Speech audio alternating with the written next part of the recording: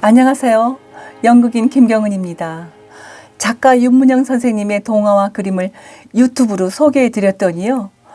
나이 드신 분들은 아련한 추억에 잠기고 중장년층은 편안한 즐거움에 젖고 어린이들은 꿈과 용기를 갖게 됐다고 하더라고요. 저도 힘을 얻어 이번에 군함도를 소개해 드릴까 합니다. 군함도는 세계문화유산으로 지정돼 있지만 지옥섬이라는 끔찍한 별명이 붙어 있습니다. 그 안타까운 역사의 비밀을 알아볼까요? 윤문영 작가의 글과 그림, 군함도로 여러분을 안내합니다.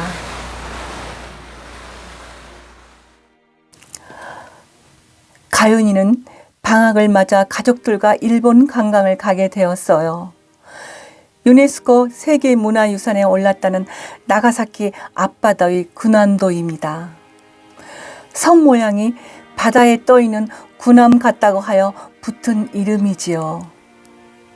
일본은 이 섬을 일본 산업혁명의 상징이라고 자랑합니다. 그런데 과연 그럴까요? 이 섬에는 너무나도 가슴 아픈 역사가 숨겨져 있다는 것을 우리는 까맣게 잊고 살아왔습니다. 가족들과 떨어져 자유롭게 섬을 구경하던 가윤이에게 이상한 일이 벌어집니다.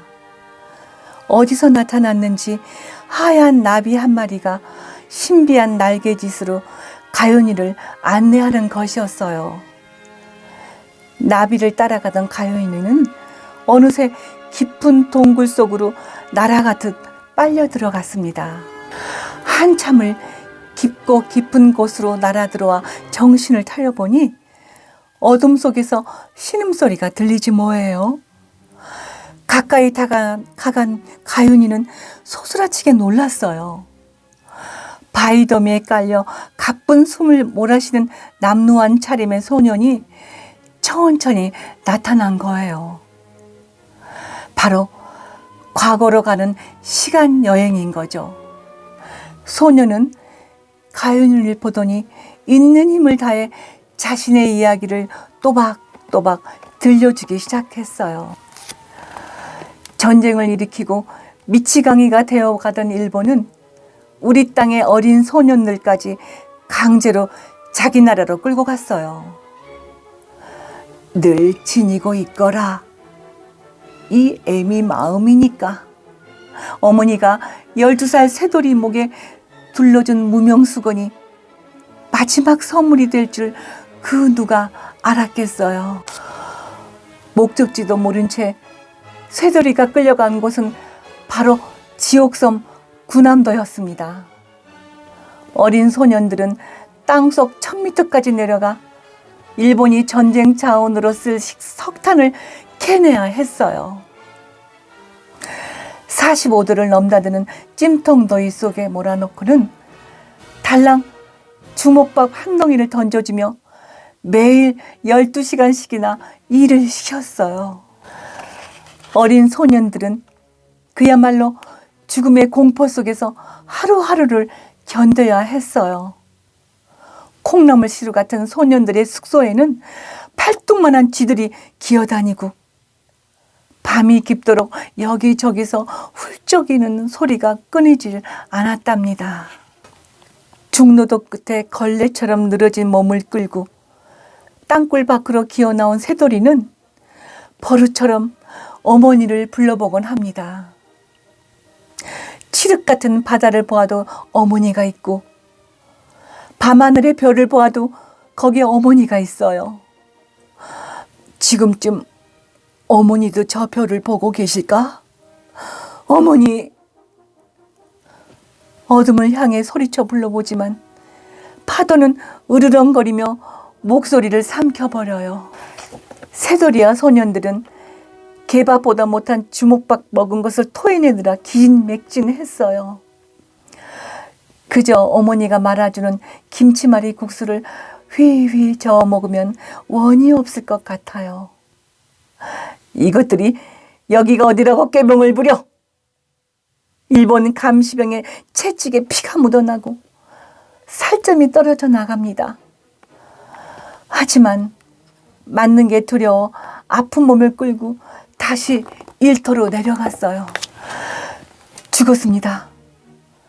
또 한 명의 우리 동포가 죽어나갔습니다. 참담한 하루하루를 견디다 못해 장작더미를 몸에 묶어 불을 지른 사건도 있었습니다. 폐결핵에 피부병, 온갖 질병을 다 참아내다가 그만 바다에 몸을 던진 소년도 여럿입니다. 세상에 이런 개죽임이 어디 있느냐? 노예보다 못한 개고생을 하다가 끝내 이렇게 가다니. 석탄 가루를 뒤집어 쓴 야윈 얼굴들 사이로 눈물 가득 고인 눈알들이 번뜩입니다. 도망치자.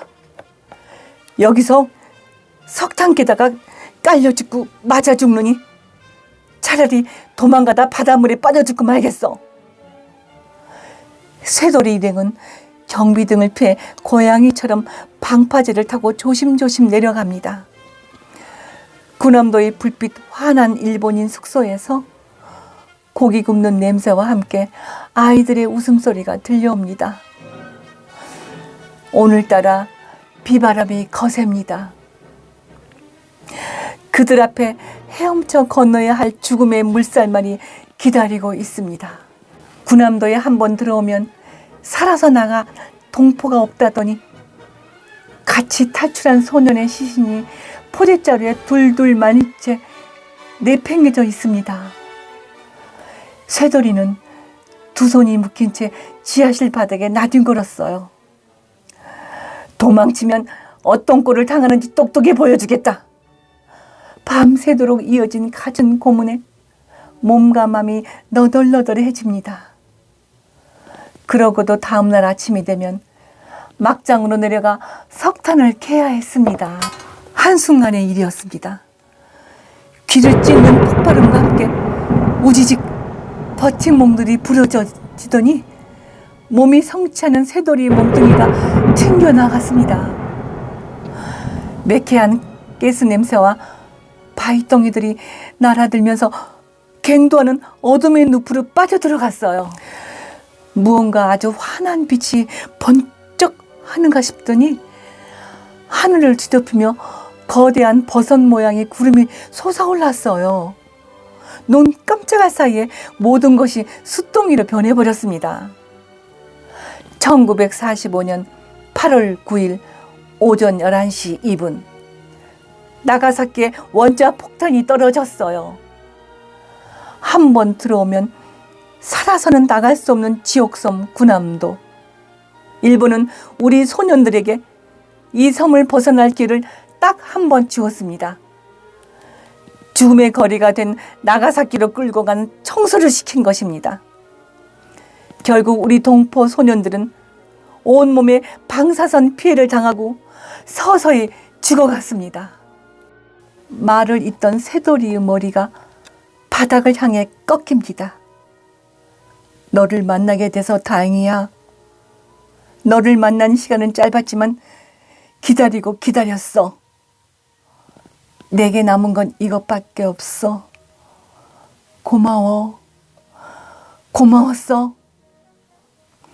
쇠돌이는 목에 감고 있던 무명수건을 힘겹게 풀어 가윤이에게 건네고는 차갑게 식어갔습니다.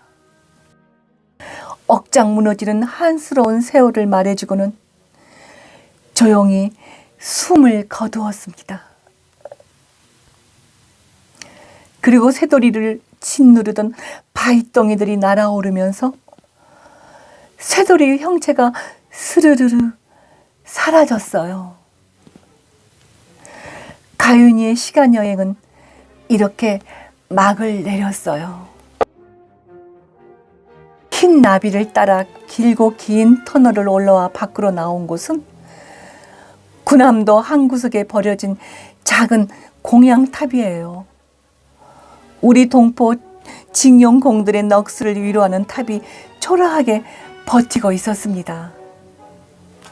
가연이는 쇠돌이의 무명수건을 공양탑에 두르고는 애써 울음을 삼켰어요.